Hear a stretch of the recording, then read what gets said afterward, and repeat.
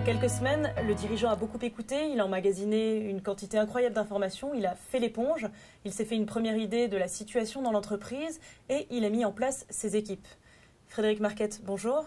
Bonjour. Vous êtes directeur associé du cabinet international EIM, spécialisé dans le management de transition.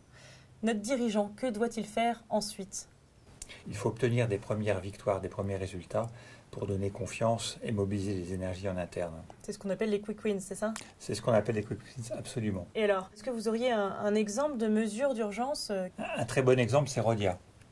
Fin 2003, Jean-Pierre Clamadieu reprend la direction générale de Rhodia à un moment où il y a une crise de liquidité qui est prévue à fin décembre.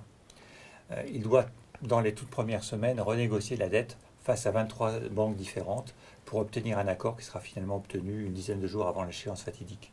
D'accord. Et alors, au-delà de ces mesures d'urgence, quels sont les objectifs à atteindre ?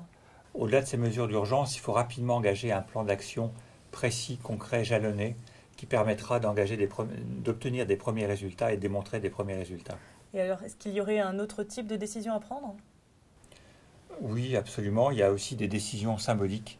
Pour continuer sur l'exemple de Rhodia, Jean-Pierre Clamadieu a très rapidement arrêté le restaurant de direction, arrêté l'avion privé et également divisé par 3 les dépenses de conseil, ce qui avait un impact psychologique tout autant que financier. D'accord. Donc on comprend bien, il y a des décisions urgentes à prendre et puis d'autres un peu moins.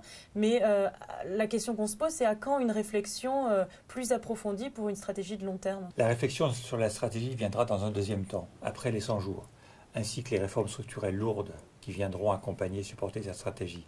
Pour l'heure, la priorité c'est d'agir, la priorité c'est d'engranger des premiers résultats qui viendront monter à tous, à l'intérieur de l'entreprise comme à l'extérieur, que l'entreprise avance sur le chemin qui a été défini. D'accord, donc les grandes stratégies viendront plus tard après la période des 100 jours. Absolument. Merci Frédéric. Si vous voulez nous faire partager votre expérience sur ce sujet, participez aux échanges sur les réseaux sociaux. À très bientôt pour une prochaine vidéo.